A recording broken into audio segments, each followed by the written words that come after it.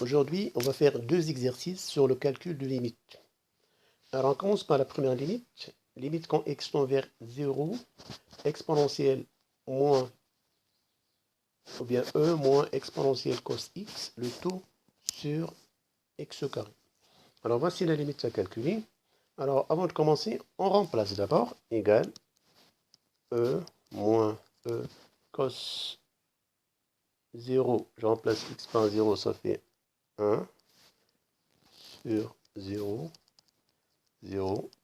0 qui est évidemment une forme indéterminée. Alors pour soulever l'indétermination, comme ici on a exponentielle cosinus de x, on va penser, et comme x est tend vers 0, on va penser aux formules de calcul de limite avec l'exponentielle, et surtout celle-là. Limite quand x tend vers 0, exponentielle x moins 1 sur x égale à 1. Donc on va se baser sur cette limite pour exprimer ou bien transformer cette expression-là afin d'avoir quelque chose qui ressemble à exponentielle x moins 1 sur x et on aura la limite quand x tend vers 0 égale à 1. Alors ici, on a exponentielle cos x. Ici, j'ai e.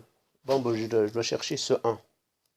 Alors, pour avoir le 1, je cherche juste limite x tend vers 0 factorisé par e facteur 1 moins exponentielle cos x sur e le tout sur x au carré. Quand on factorise par un terme qui n'est pas facteur commun, par exemple, là j'ai x moins a.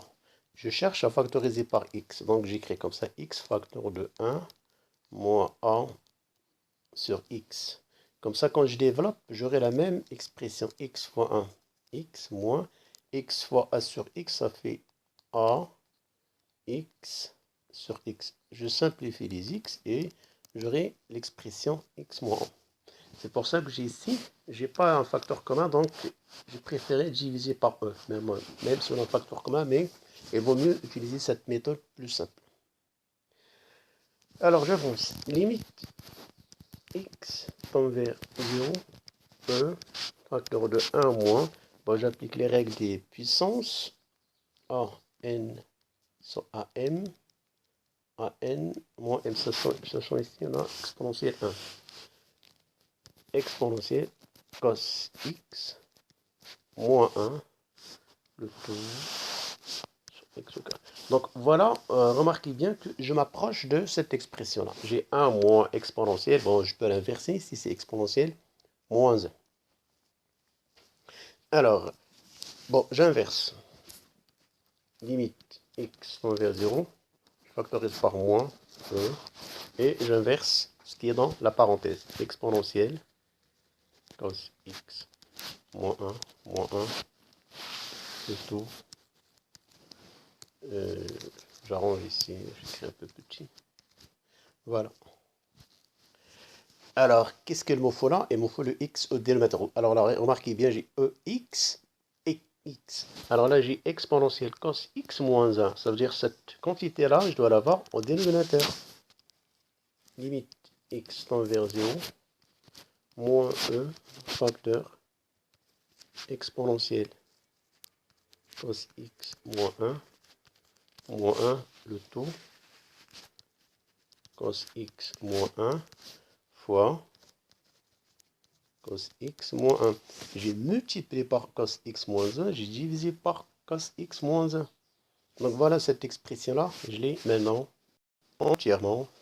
Et ça va me permettre de calculer cette limite. Attends, j'ai oublié le x au carré que je vais mettre ici. Alors là encore, il y a un autre problème. Je viens d'arranger celle-là. Celle-là juste. Et maintenant, j'ai un problème avec celle-là. Donc, je dois penser à la deuxième limite. Les formules de calcul de limite qu'il faut retenir.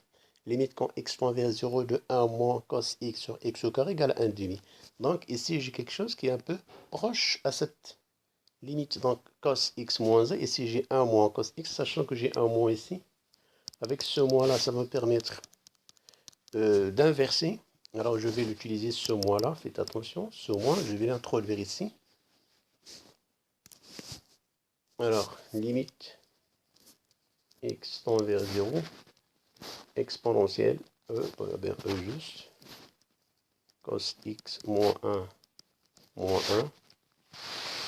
sur cos x moins 1 fois, alors le moins que j'avais ici, ça va me permettre d'avoir 1 moins cos x sur x au carré. Voilà, très bien.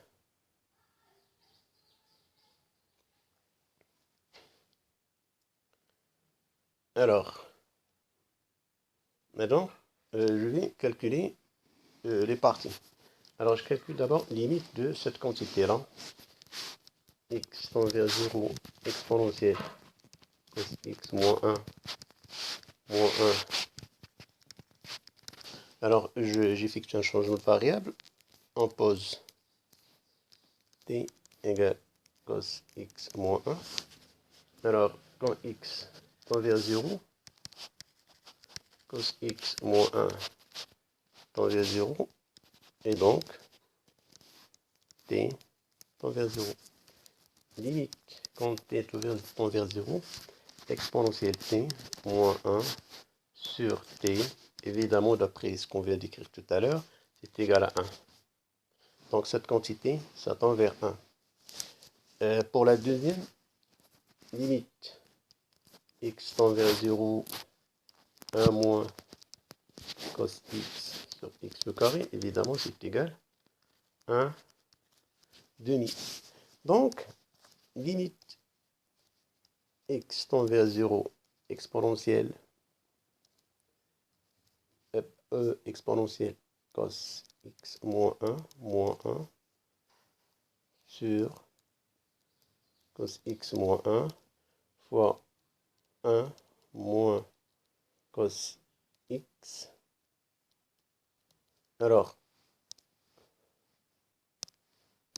cette partie-là, bien cette quantité, ça tend vers 1. Celle-là, ça tend vers 1 demi. Ici, on a un 1, donc c'est égal e fois 1 fois 1 demi est égal e sur 2. Très bien. Passons à la deuxième limite.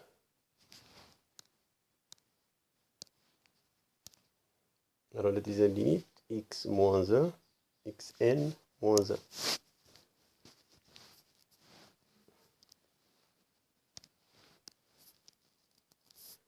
X tend vers 1. N, c'est un entier. Alors, c'est égal 1 moins 1, 1 moins 1, 0 sur 0, forme indéterminée.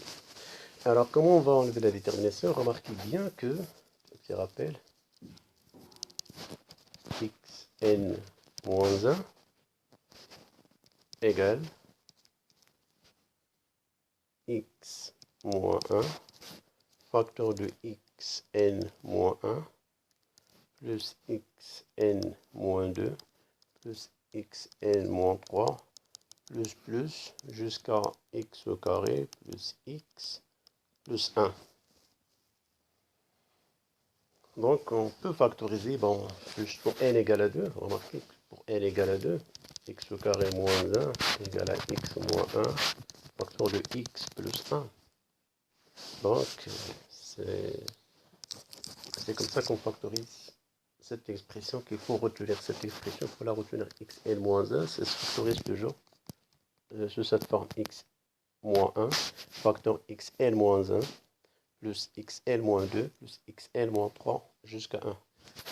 X au cube moins 1, x moins 1, x au carré plus x plus 1. Donc, j'utilise ça, limite x tend vers 1, ça va me permettre d'enlever la détermination, x moins 1, plus xn moins 2, plus jusqu'à x plus 1. Maintenant, j'enlève la détermination. et je calcule la limite. Alors, je calcule la limite de 100. Alors, j'ai combien de x? Alors, le 1, alors je calcule limite quand x tend vers 1, xn moins 1 plus xn moins 2 plus x au carré plus x1 et 1, je préfère avoir x0. Donc, je remplace x par 1 plus 1 plus 1 plus 1. Mais il y a combien de 1? Il y a combien de 1? Ceci, ça va donner 1 plus 1 plus 1 plus 1 plus le dernier 1. Alors, à chaque fois que vous avez des puissances, alors pour avoir le nombre de termes, on prend la dernière puissance, n moins 1, moins la première puissance, plus 1. Donc, juste un petit rappel, si vous avez par exemple x n plus xn moins 1 plus jusqu'à x2, pour avoir le nombre de termes de cette somme, c'est le dernier terme, moins le premier, et ajouter 1, donc n-1. Ça veut dire ici, on a n-1 termes. Donc, ceci égale n-1 moins 0, ça fait n-1, plus 1, ça fait n. Donc, 1 plus 1 plus 1, ça fait n fois 1, ça fait n. Et donc, pour le calcul de la limite,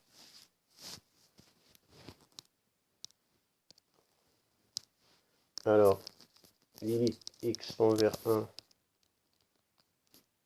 x moins 1, xn moins 1 est égal à 1 sur n.